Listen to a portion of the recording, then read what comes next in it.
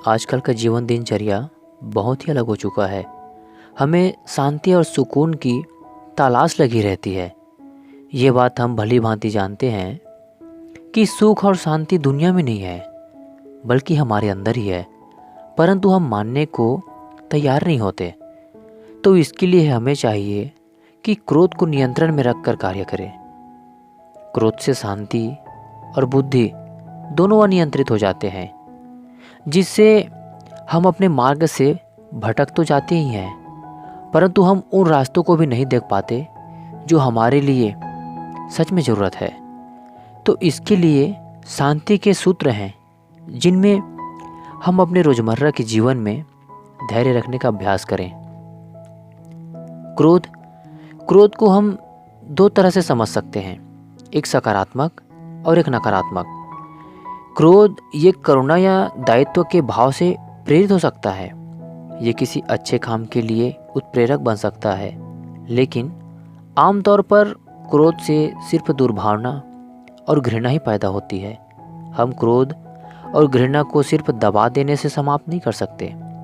हमें घृणा के प्रतिकार, धैर्य और सहनशीलता को सक्रिय रूप में विकसित करना पड़ेगा।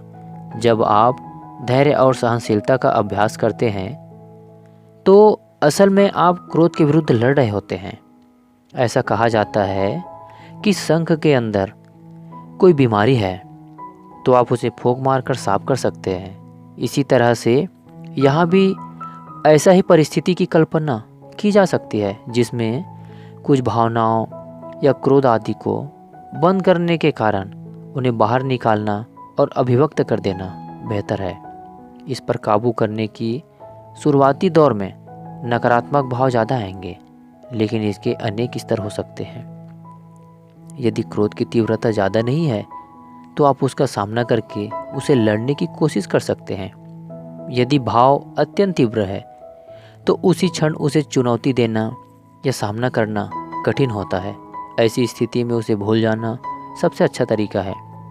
कुछ और बात जो सोचना शुरू कर दीजिए। दिमाग के थोड़ा शांत होने के बाद उसका विश्लेषण कर सकते हैं। सिर्फ एक ही चीज़ है जो क्रोध और घृणा के दुष्प्रभाव से बचा सकती है, धैर्य और सहनशीलता का अभ्यास।